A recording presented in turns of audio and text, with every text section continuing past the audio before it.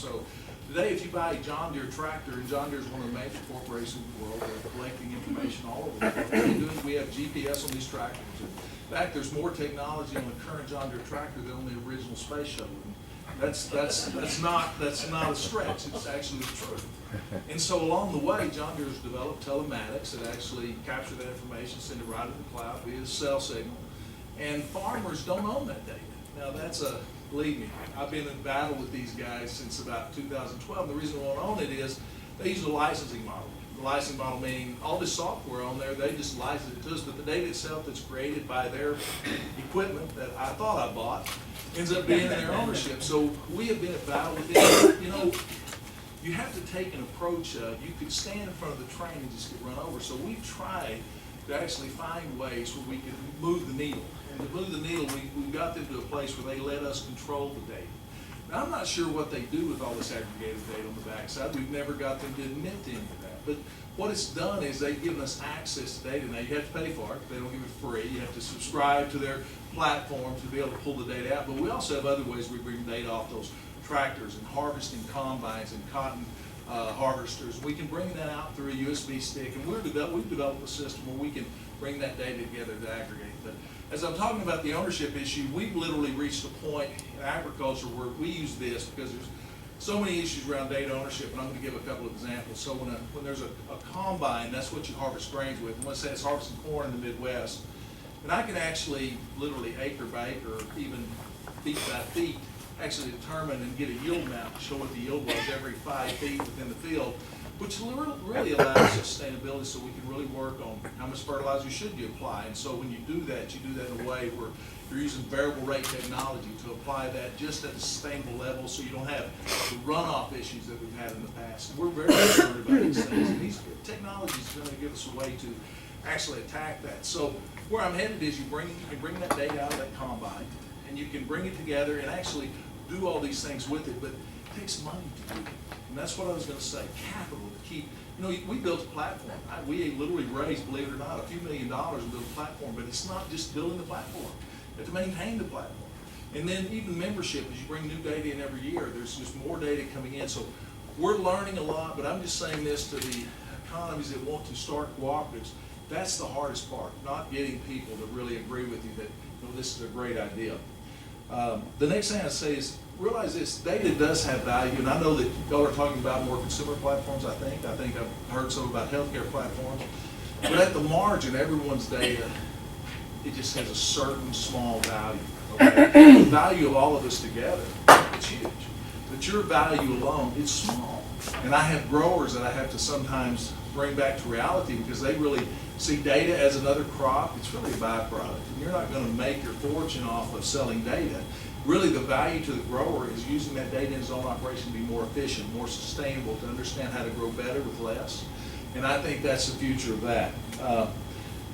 Last, I want to say this: really, to move forward, this is Billy Tiller's objective with this data cooperative in agriculture. I believe we have to move forward, not standing in front of the trains, but finding ways to build partnerships and coalitions across the industry. What it does when we actually come together in a cooperative model, we actually get a seat at the table. It's a game changer to me to be able to sit in a meeting with a Monsanto, a BASF, a John Deere. They have to listen. The U.S. government, I mean, we have an MOU and have had an MOU with the U.S. government in working with data because it's grower data. And so what it does, it gives you a seat at the table. I do think in the long run, I think about all the data that we let out and our personal information apart from, I leave farming and I think about my personal data. I would love it to see cooperatives around my personal data, around healthcare, you know, really how I could actually bring that data together and things can be done on platform cooperatives. So with that said, I'm going to leave the rest, any questions you might have for panel discussion. Thank you for having me out here in New York. I appreciate it.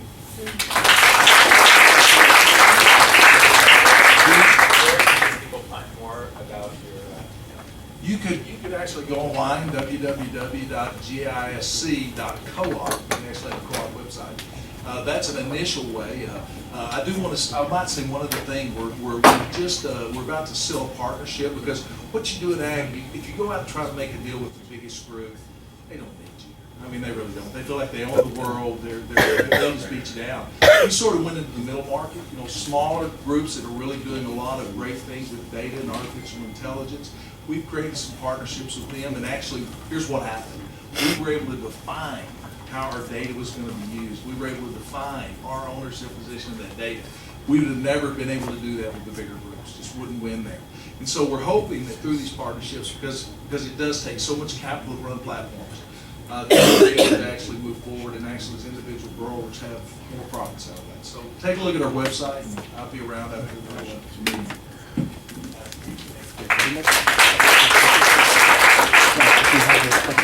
Billy mentioned health data, so Ulrich Genick from Midada.talk is going to tell us a bit about what they're doing. Oh, so I'm trying. Are your slides on the main machine? No.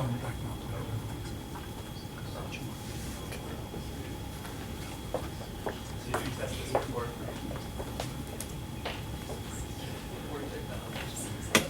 Otherwise, I'll just talk without.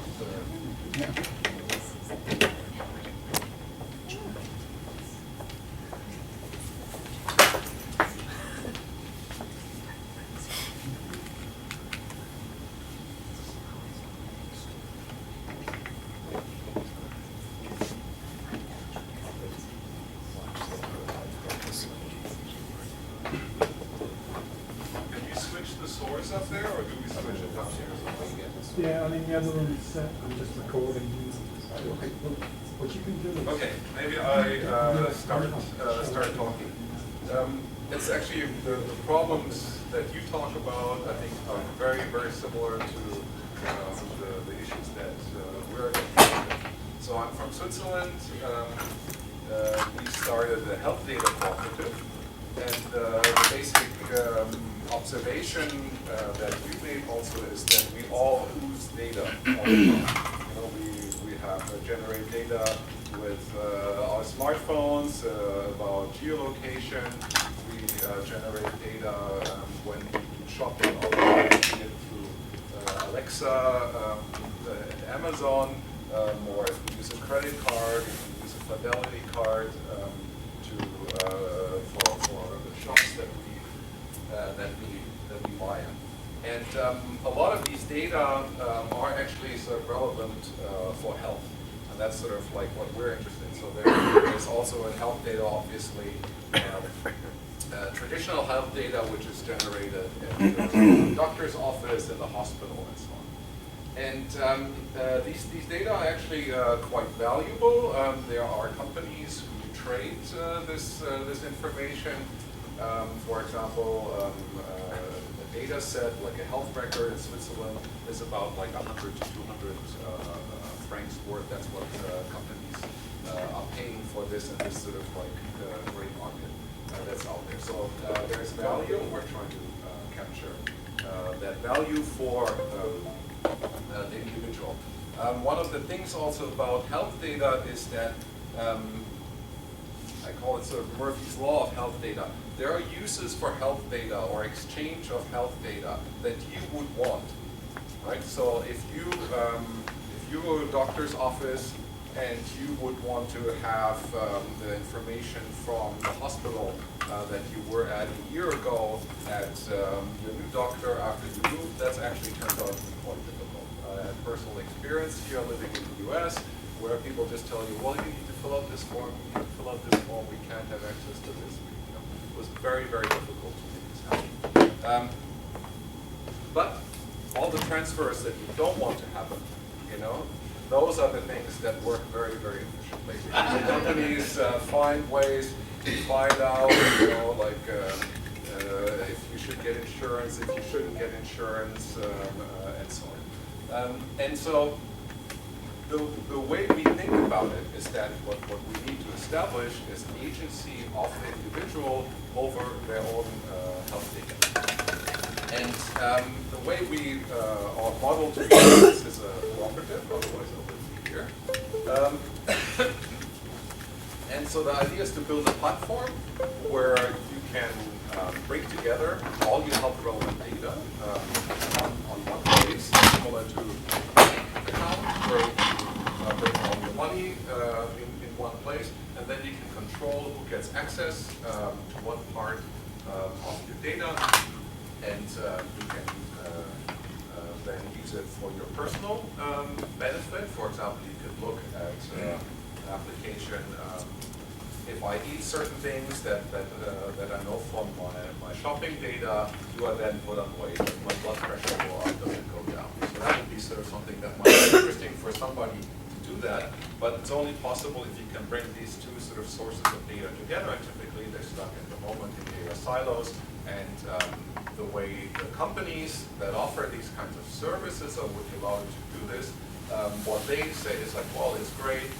Let's say you have a fitness band and you want to connect that with some other data on blood pressure, say, oh, why don't you upload all your blood pressure data to our website, and then we offer you the service and you can find out, how to do it. But obviously you don't want to do that.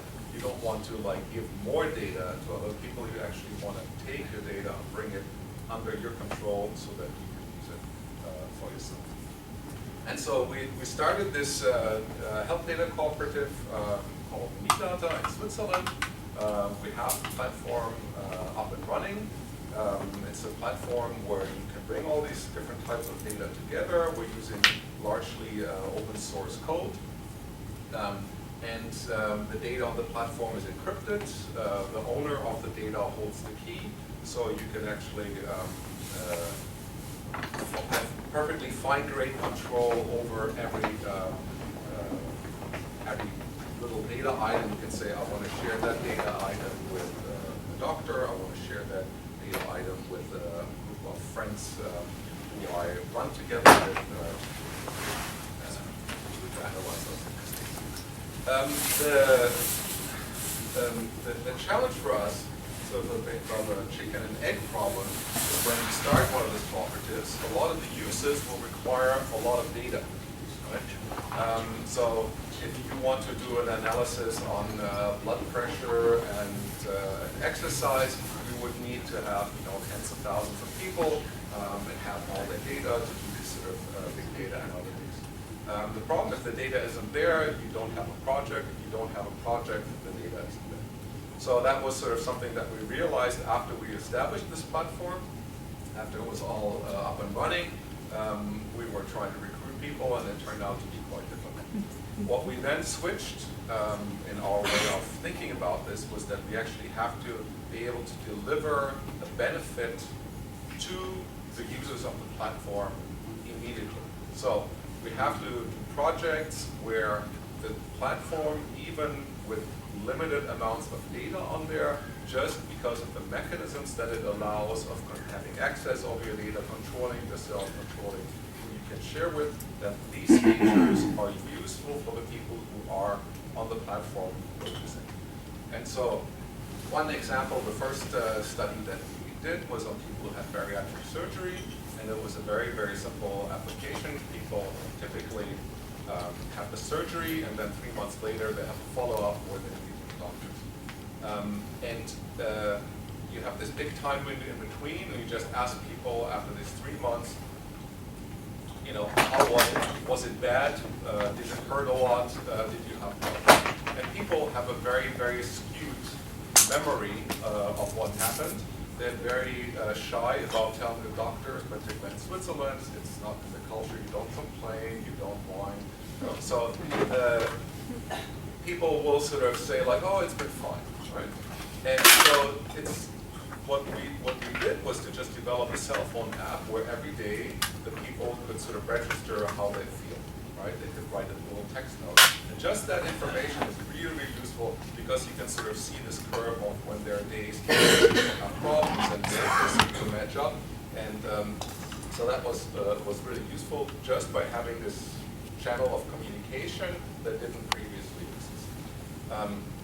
It's also integrated with Fitbit data, so people have one of these fitness tracker bands. You can actually see when do people start moving again. Does it make sense to tell the people, you should start moving after 5 days, and you then see, their pain levels are the highest after this.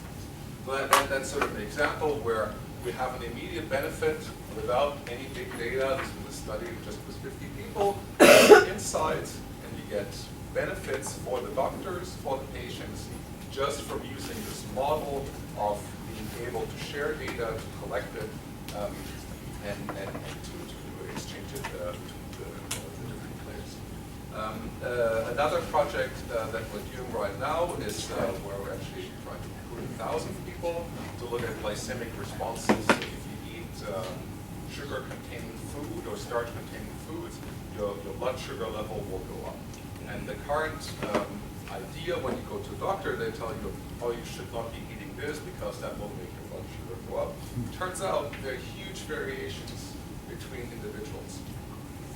And so what we want to find out in a real world setting is, just have people eat what they usually do. They take a picture of what they eat. We have machine learning algorithms, a team at the EPFL in Switzerland that sort of can recognize these foods, and then you combine that with a continuous glucose monitoring system and see how is the glucose response. So again, sort of like all this data that you bring together, you make it useful. It's interesting for the people to find out about themselves. It's interesting for the researchers.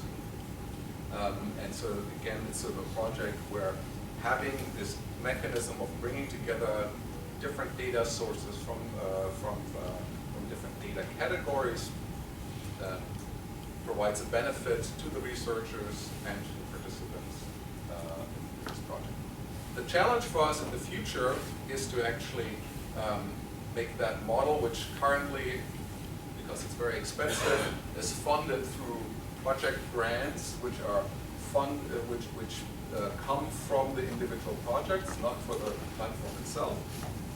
And to go to a model where we have a sustained funding. At the moment, this is sort of a volunteer effort, largely. There are people who are paid to go work on the platform, but the majority of the people who are involved in this are researchers from the academic environment who are in the luxurious situation that we can take 10–20% of our time and devote this to these types of projects. But if we want to scale this, we have to go to a different model. And that is sort of like our challenge in the future, for the future, to grow up to this level where the data that's already on the platform is sufficient to do new projects. And that we don't always have to bring a new community on the platform for a particular project, but we actually can find these communities and existing members and use their data to get sort of big data analytics under the control of the members. Thanks a lot.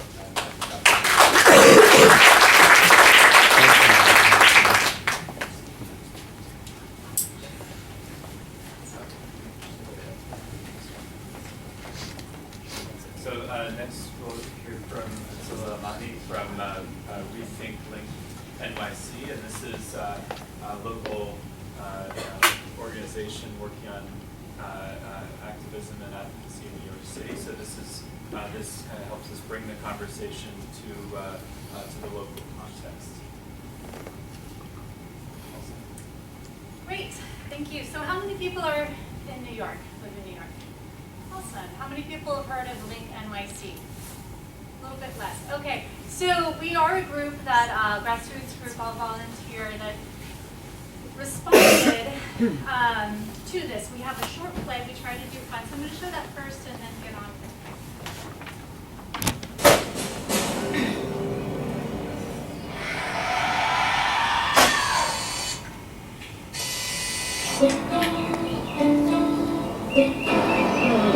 And then what happened? Hey, let's do it! Yeah, you. I'm Link NYC 314. Come charge your phone and get some Wi-Fi. It's free. My phone needs a charge. Well, I do need to download something for a meeting later. Good, plug in. Yes.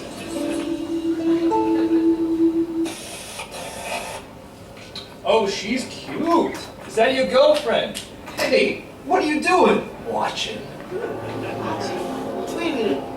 Why does this thing have 1, 2? There's 3 cameras? That's creepy. Who has access to these cameras? Lucky for you, we got City Bridge looking out for you. Who's City Bridge? What are you, a lawyer? It's Google. Everybody loves Google. Free wireless communication for everybody.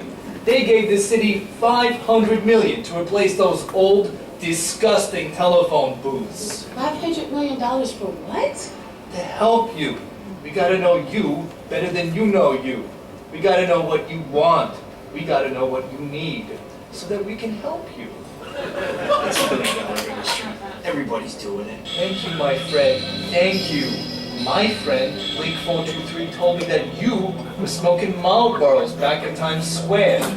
Lucky you. There's a sale up on the next block. I haven't smoked in months. Really? Wait. How does LinkedIn here know that about you and I don't? Because, ladies and gents, there are 500 of me, and we are all connected. Is this box gonna tell the insurance company or the police department? Buddy, if you have been behaving yourself, then you have nothing to worry about. I don't want the rest of the world to know my every move. And I don't want my business popping up on kiosks everywhere. Lady, your business already pops up everywhere. I still don't like it. It's invasive. And this targets the most vulnerable. What does it matter? There's already cameras everywhere. Was there ever a vote or discussion about this? You know, this really sounds like a lot to give up for something that's supposed to be free. What are you talking about? Man de Blasio? He loves me. I'm gonna rethink Link NYC.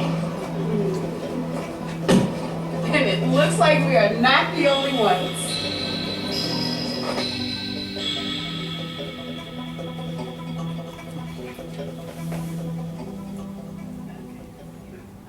Okay, so we are a group that is not technologists. I was really fortunate to accidentally happen to be here 2 years ago at Platform Cooperativism Conference. I thought it was about co-ops.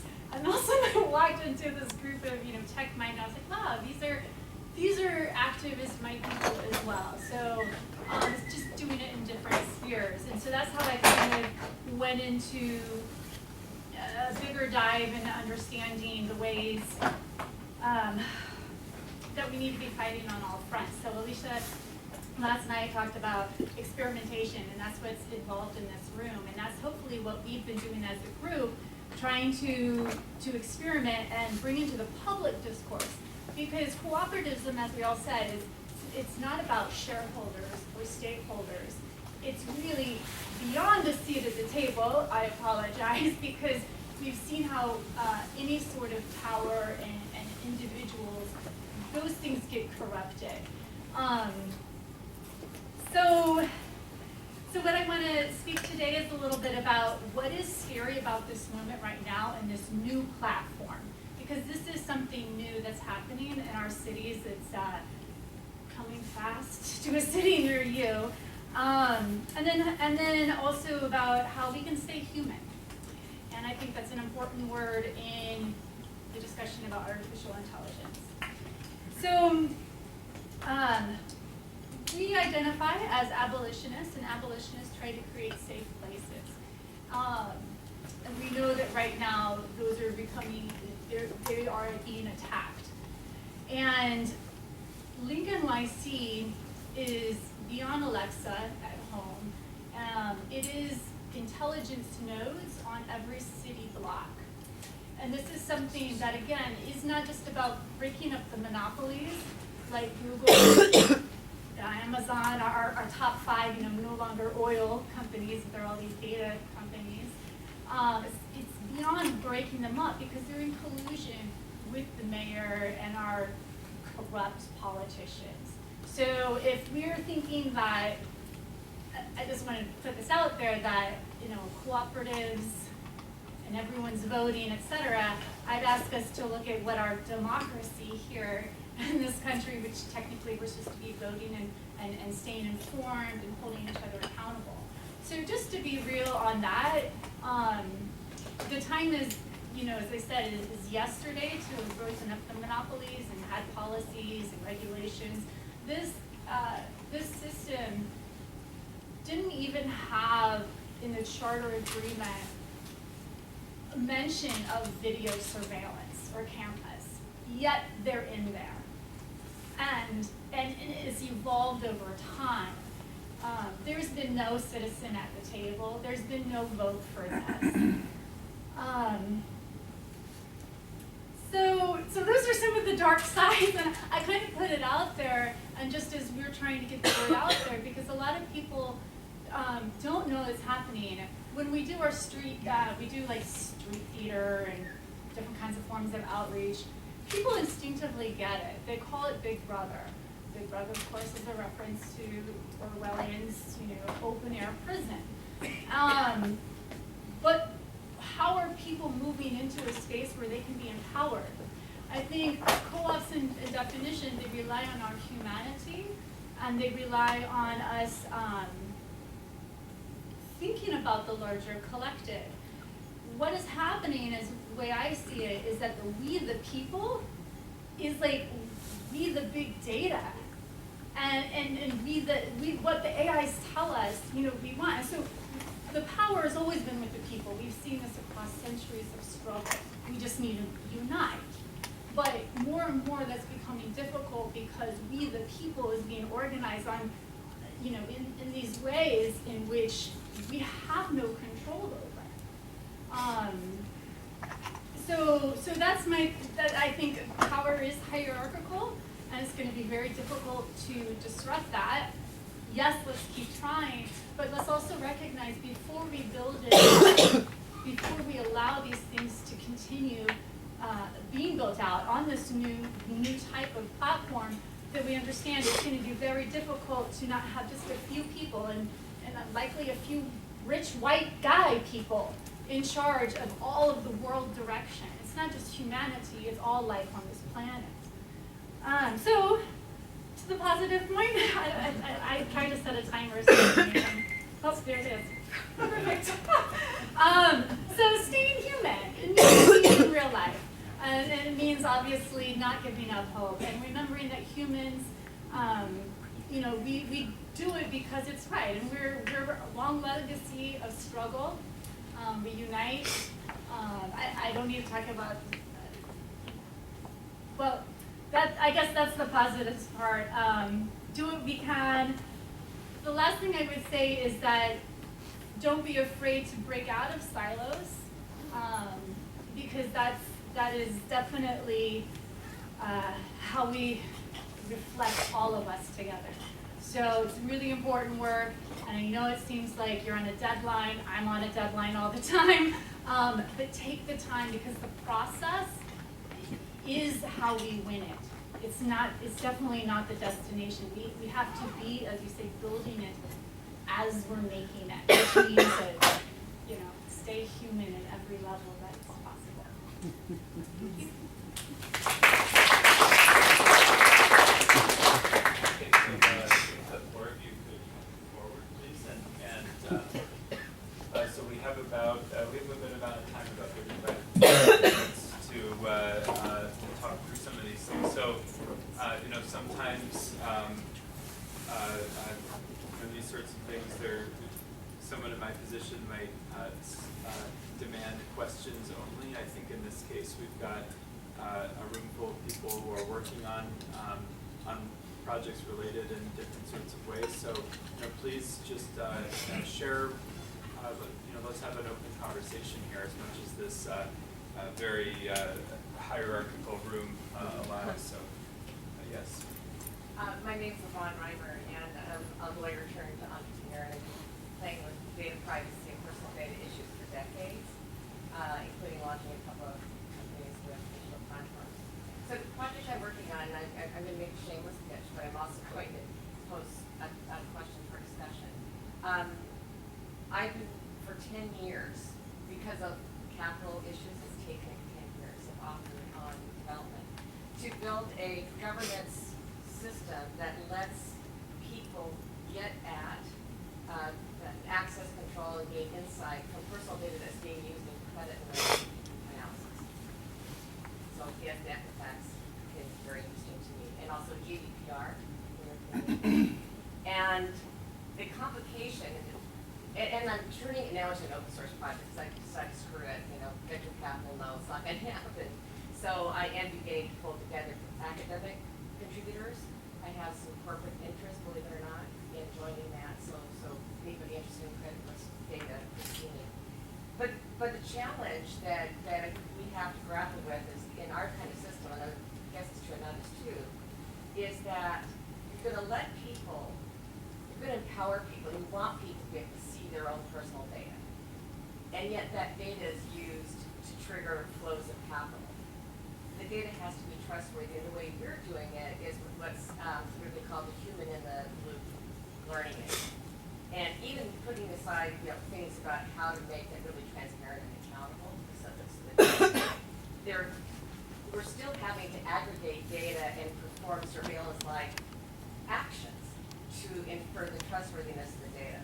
So I'm interested in things like what you might know about federated machine learning, so we don't create a new honeypot.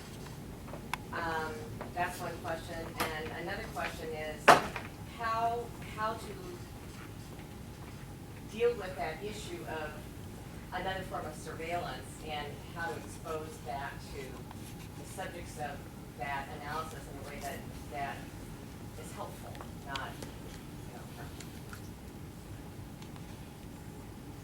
I think one of the things that I'm very interested in this direction is to generate something that's sort of data parity, that people will have data about you, and it's very difficult, like in your case, to stop them. Like John Deere is not going to stop collecting that data, but you want to try and get a copy of it.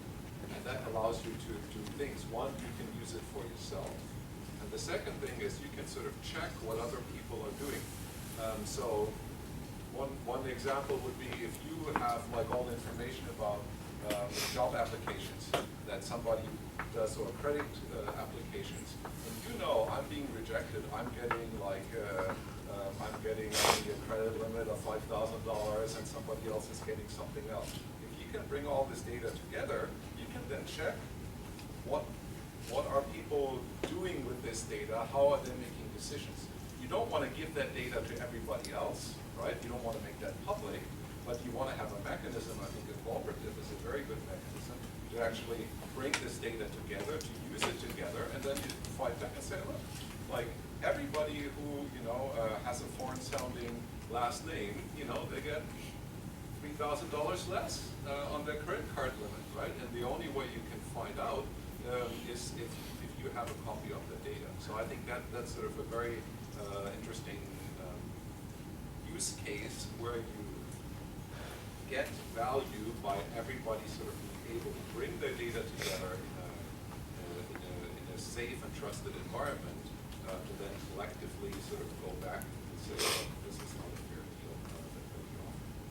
So I think it's a great project. I want to build on that a little, because there's the trust of the environment, and then, you know, you mentioned a couple of cases where the way that people respond may not necessarily be accurate, you know, because it's the trust of the actual data itself.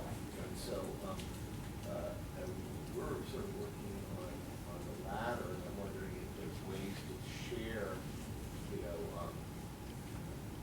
there's a lot of AI technologies that apply to sentiment analysis, for example, and so based on sentiment analysis, and the way people word things, you may be able to judge how trustworthy that is, as well as sources, when it comes to sources that have trustworthy connections and stuff. So I think if you look at both the trust in the environment, which is critical, and blockchain and other kinds of things can help, as well as trust in data, either through curation, like you're talking about, or by using AI to help look at patterns in the nature of it, where things are representative. Like if you're looking out at Twitter, for example, to see if there's an epidemic or these other things that are going on, you know, the fact it's been repeated in a lot of different places and a lot of different sources. Can I just underscore or double down just a minute on the trust of data? Because the argument for credit bureaus is that you needed a centralized authority to foster trust in the data. So to counter that, to break it open, to truly decentralize it, you have to have an answer. So That's really my question. No, I'm keeping, no, absolutely. I'm just gonna keep letting people have their hands up. Do you want to respond to anything that's been said? Well, I would like to say this, when you form a cooperative, we're saying about the trust of the data. Sometimes as a member of the cooperative, especially if you're paying to be a member, you don't want anything negative to ever come out of your cooperative. But in truth, and to be true, if the data says certain things, you have to, this to be authenticated. Even if the data is harmful to me, even within the cooperative, like a chemical record, it's part of me. It can't be changed by the member. There has to be trust in the system, or you're developing something that won't be used. And so we're really working towards, and I want to use a quick example that y'all understand, I think. There's a lot of restaurants you would walk into and they'd say, locally grown, organically grown. I can't prove any of these things because I actually ask restaurant owners and managers all the time, how do you know this? Because I'm a grower. And I would love there to be a better system so that people that are really doing it are getting the premiums they deserve. And I don't think there's a good authenticated system to do that. So my point is, that's an example. There's many examples we need to even credit. If there was a cooperative, credit bureau, I don't know if that's where you would go with that. But if you did, look, it has to be right, or you're not going to have the data that people are going to trust. So that's the statement I'm making. So a member of the cooperative can't drive that. You can't chase data just because you're in the cooperative. Great, we have one at the back and then. All right, my name is Alex Jacqueline.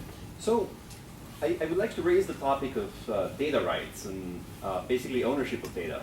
So Peter Norvig, who's the research director at Google, once said something to the extent that we don't have better algorithms, we just have more data. So then, if Google's turning basically our data into their AI, I think the question of ownership of AI really comes down to the protection of data ownership.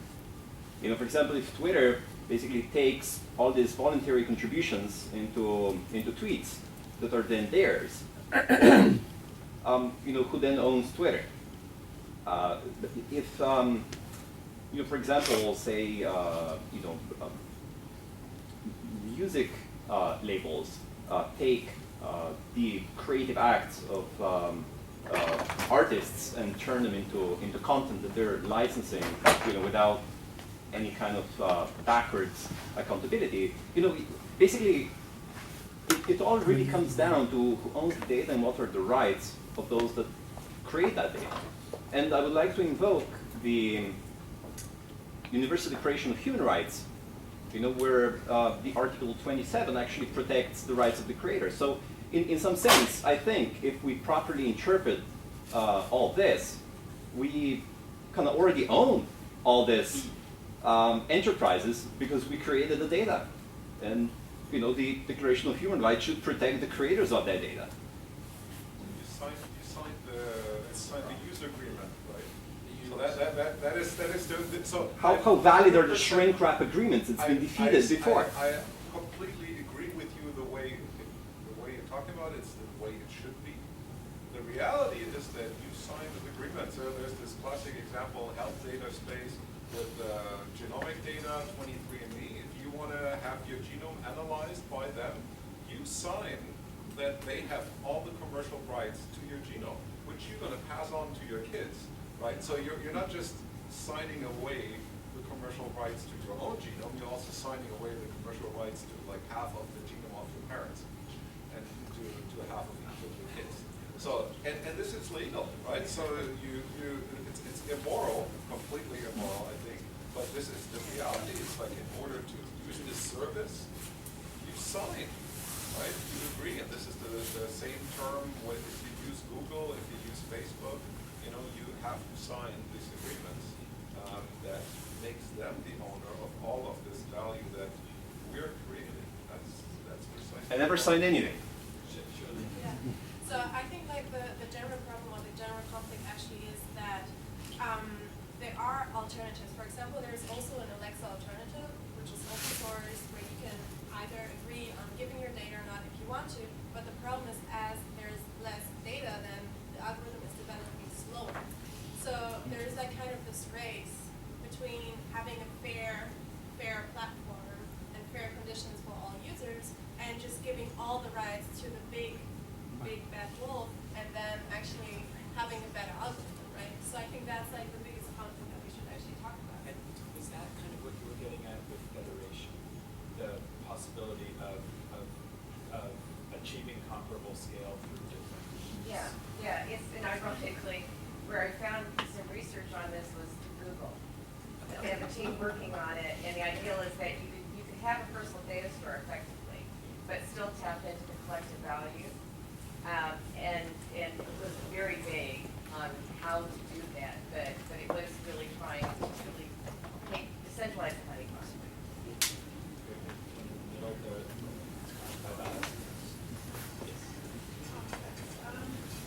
I have a question about, there's been a lot of discussion about, I guess, sort of representation and diversity in design.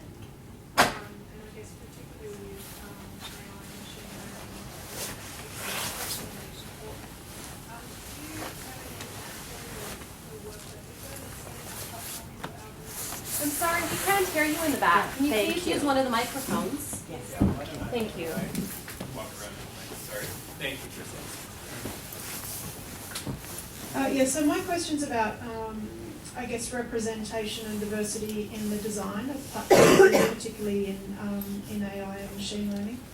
And do you know of any good examples where it's been successfully, where people have successfully, I guess, had a more universal design approach and representation in the design of platforms and AI, or in any of the projects you've worked on?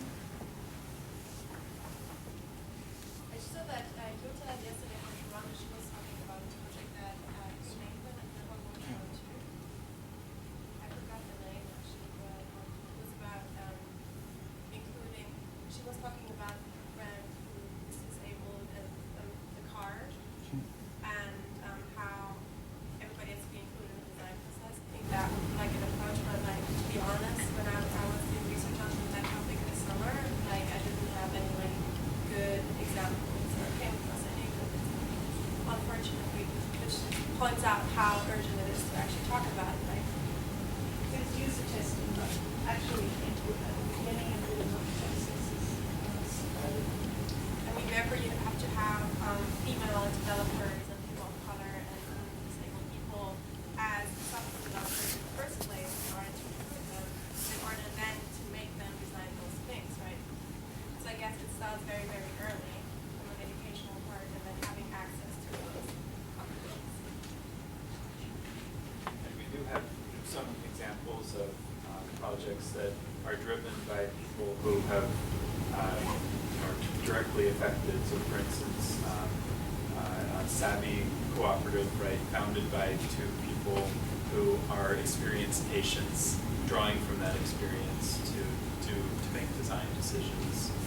Word Jammers is one that's not represented here, but it's a copywriting cooperative, wordjammers.com, that is partly driven by people with disabilities who also found usability issues in the things we I could actually talk a little bit about that too. So I work in an organization that's actually going to promote diversity and inclusion when it comes to coding into algorithms. We've kind of noticed that obviously it's a very male-dominated kind of environment where you have certain coders that are going to utilize their own bias to be able to encode into algorithms, and that's actually kind of a little bit stealing my thunder there around the question that I had was. So a lot of what I've heard is really around more of the data piece of being able to own it or at least control it or have visibility and transparency into how it is used. But I really haven't heard a little bit about on the side of the actual development of the algorithms. I know you've kind of spoken, touched on the diversity and inclusion that's required, but how do you leverage having control of the data in order to influence then the programming of the decision-making process in which that data is going to be used in order to be able to output, like, for, let's say, your credit score, right? So, like, what are some thoughts around that, how can you become a player at the table in order to, be able to influence that, how those algorithms are basically coded? CEO of Alphabet, which is Is your mic working? relationship with Google. He says himself, and he's been immersed in this, it's very hard to forecast what they can do. We're talking about AI.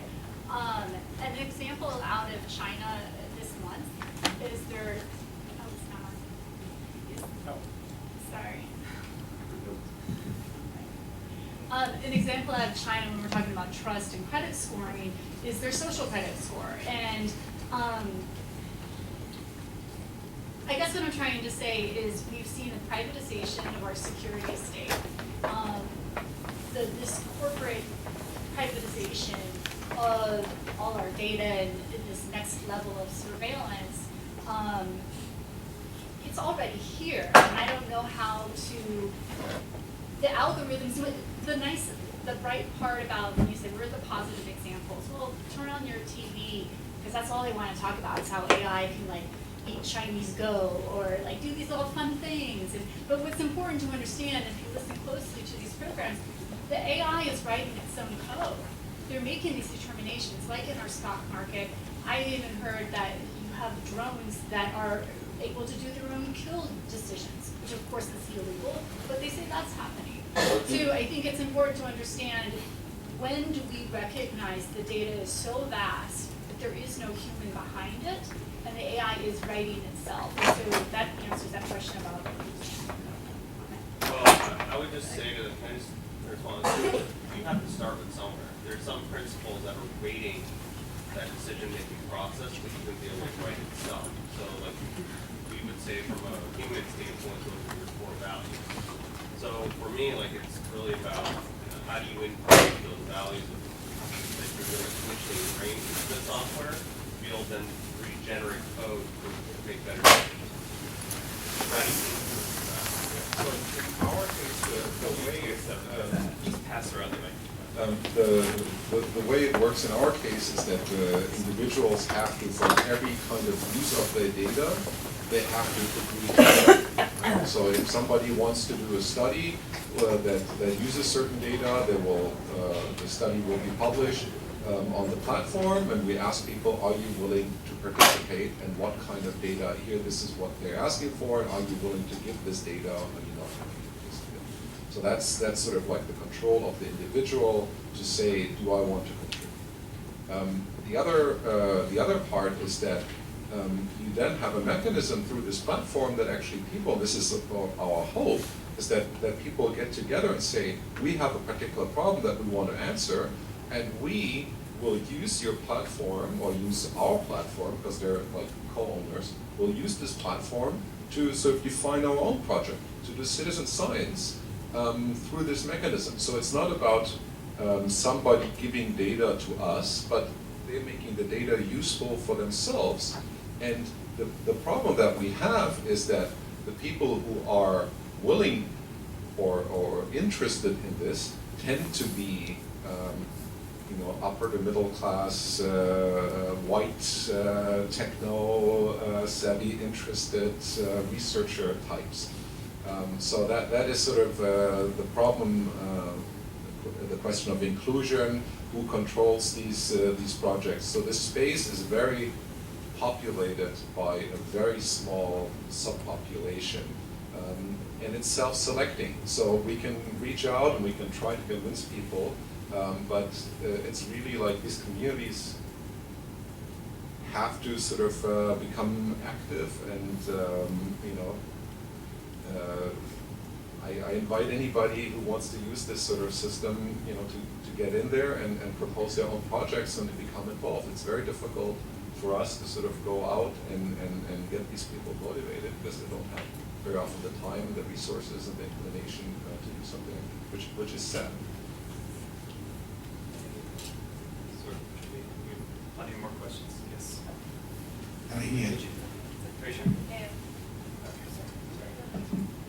My question is, where do we all get together? Is there already established a meeting place for? I'm sure there are more questions than we'll have time for today.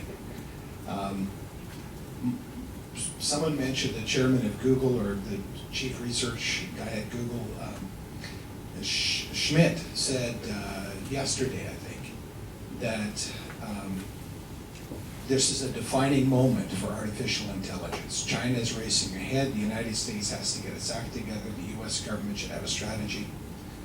And what I see in this room reminds me of Star Wars, right? This is the Rebel Alliance, although we're not particularly well organized. They're building Death Stars, right? They've good intentions, but major capital, huge concentrations of corporate ownership, and building artificial intelligences. My little company is called Guildtree, and what we intend to do is to build a cooperative structure for the Guild of Translators and Interpreters around the world. And we think that actually, probably many of us together in this room have an advantage over the Death Star builders, in that if you put together P2P technology like the blockchain or other types of P2P technology with the big data approach that you need to build AIs, you can take the individual, both the individual medical, perhaps, record owner, the person who's been worked on, and the individual doctor, and with a collaborative approach, build smart systems. That's what we want to do with the world of translators. There's 500,000 to 1 million that work around the world, mostly alone in their homes. And they're the best translators out there, better than any of the AIs at this moment.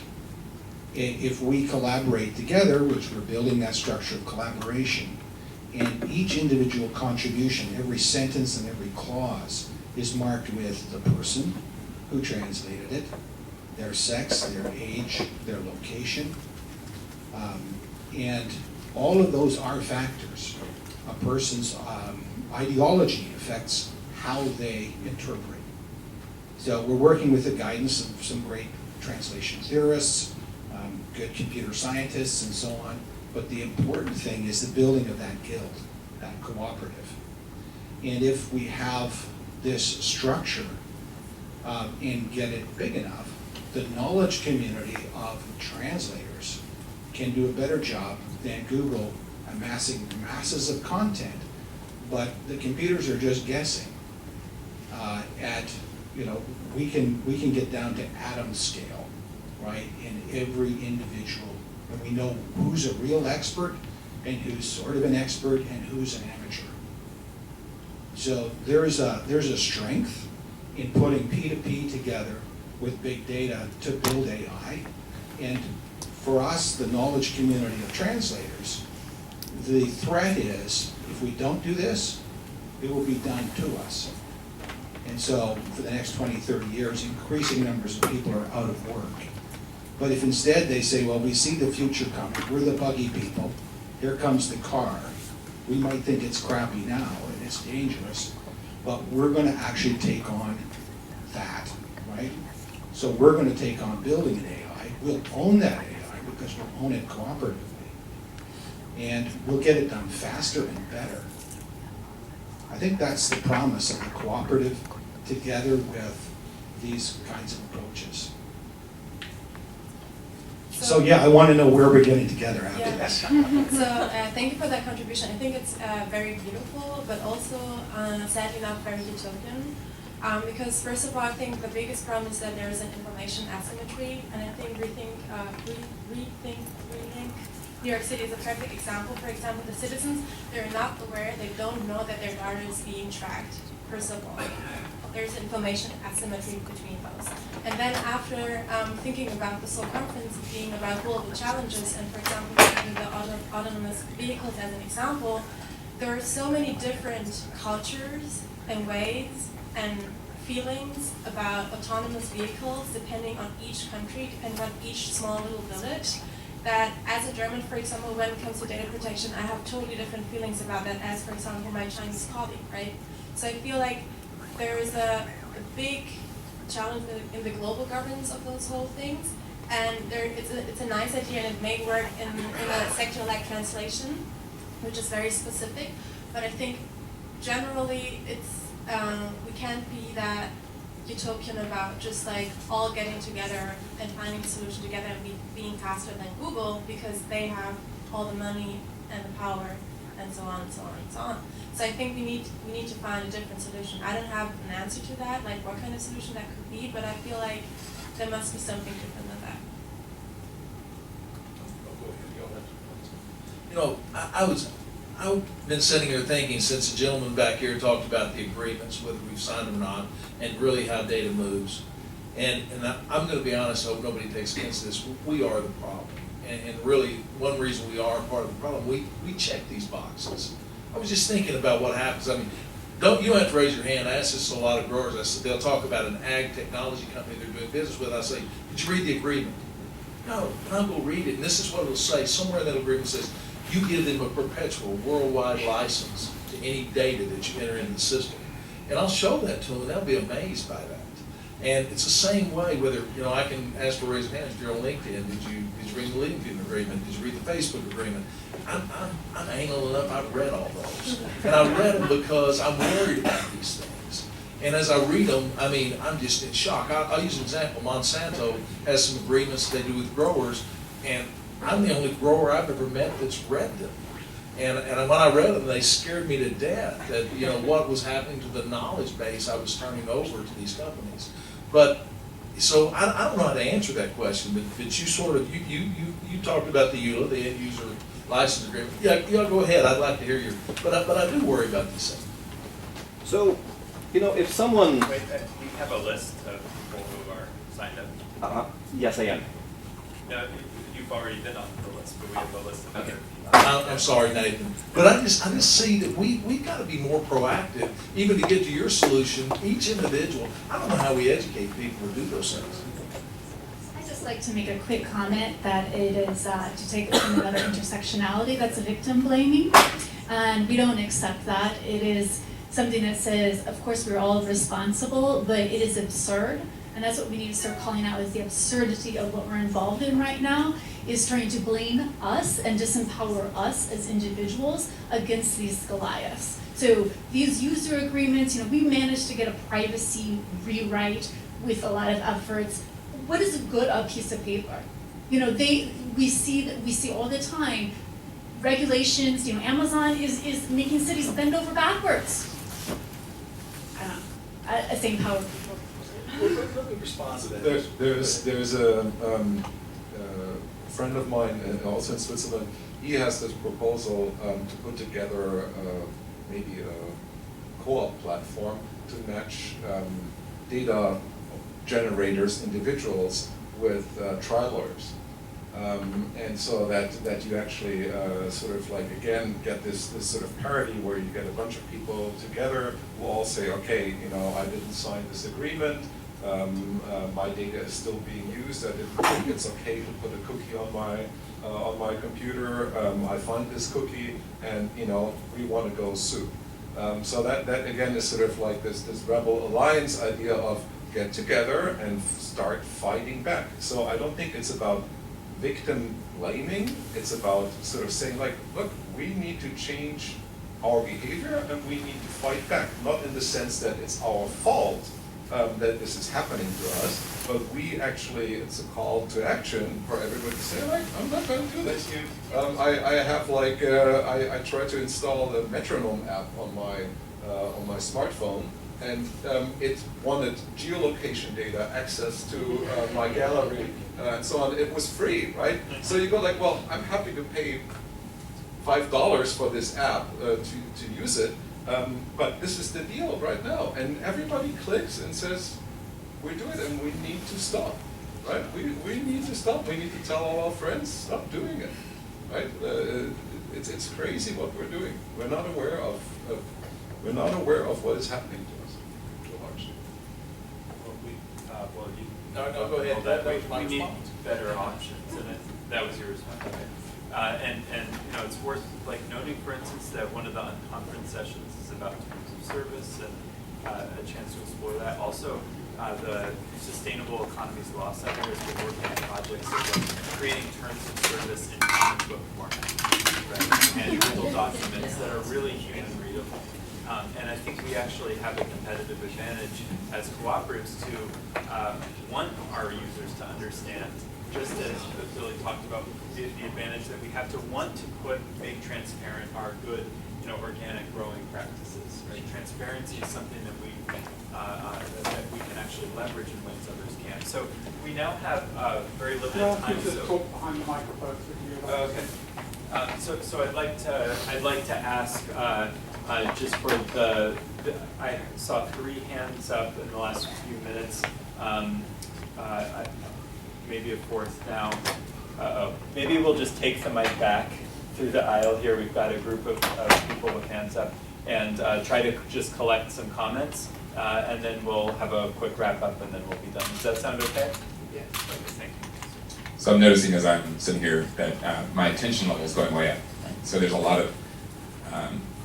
lot at stake, and there's a lot unknown, and there's a lot that we don't know how to begin. Right? In some sense, we're asking you the answers, and you're in the same boat we are. We don't have the answers.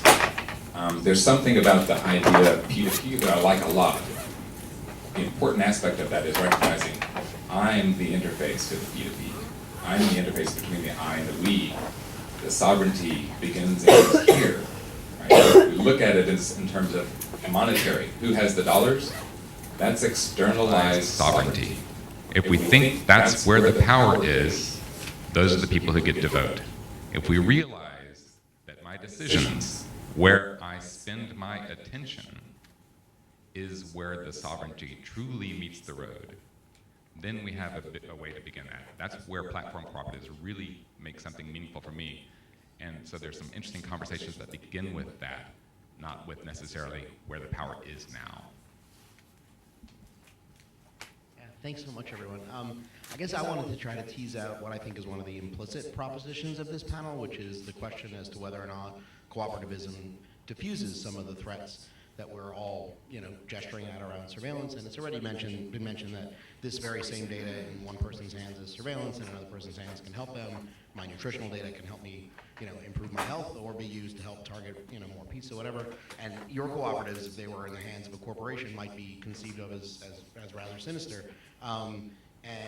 So myself in Link NYC, in Rethink Link, don't consider myself an abolitionist. I'd like to think about ways in which a platform like this could be designed to give back to the community instead of only colonizing and taking from it. But really the question, I think, for all of us is whether or not we want to try to blow up the Death Star, or if we trust ourselves enough to hijack it and use it to terraform planets and create wormholes. And what we ought to be exploring here, I think, directly is the blind sides, where the cooperatives might fail us. This inclusiveness thing that that was brought up is one area where it's failing, and an empirical question as to whether or not they are effective at actually creating the values that we're hoping to see out of data like this, if we want it around. Hey, so when I think of open data, I think of libraries and the history of the state as a place to centralize the data of its people, sometimes for the, good intentions, sometimes for bad intentions. So my question is, where do you see the state versus, more like co-ops or kind of non-state actors in terms of providing maybe a more equitable form of data sharing and analysis? Yeah, my name is Matt. I'm with an organization called HoloChain, and I heard 2 different versions of platform cooperatives yesterday. One that was a form of co-op that sort of looks more like a corporation, where there's a concentration of power, but it's owned by the participants. And I heard another version, which is more like the stuff that we're trying to foster, which is an emergent collaboration, where the agency still rests with each of the individuals, where the application, if you're doing a platform, is living with each of those participants, and it's only active through their ongoing choice to continue participating in it. I think that ends up leading to a really different set of relationships. And it enables us to be able to have our collaboration and yet not lose our individuality and our humanity. So I'll leave that. Okay, last one. Yeah, I just wanted to, Jutta Tavranos from the Inclusive Design Research Center. We have a project with the Canadian Privacy Commission that is attempting to create privacy preference standard, which we're hoping to get a little bit under the radar so that the individuals that see it as not as threatening will not intervene. But it's ISO 24751. It's also called the Access for All standard, and it's accompanied by utilities that are intended to be understood by people who don't really realize what's happening with the data. And the notion is that you can create this privacy preference, and then the Canadian government and the European government will back it up by some sort of regulation. We don't know if the genie is already out of the box and whether we can actually step it back in, but we're hoping that that will get rid of those binary terms of service agreements that are there, or at least start to offer an alternative. Great, thank you. Let's go to responses, maybe starting with Billy and moving over. Any responses to any of the comments? Well, I would thank everyone for their comments. They're actually intriguing to me. They're making me think about these things. And it's difficult, but I still rest that we have to sort of rise up within ourselves, and we have to pay attention. I think the power rests with the individuals, even in ag, with the growers. I don't think it's major corporations. I mean, with the data they get through us. It always originates with us. We're the originator of all the data, whether it be acres, varieties, planted, etc. So I would just ask everyone, I think the power rests with us. So anyway, with that, I'm going to move to you. Thank you. For me, I think those contributions were all really interesting, and it kind of shows how so confusing the whole topic is. I think in general we have to remind ourselves that even though if we would know who's having our data and what they're doing with it, taking that data to artificial intelligence and making that autonomous takes it to a whole different level. So I guess we need another panel discussion for that, but yeah, thanks.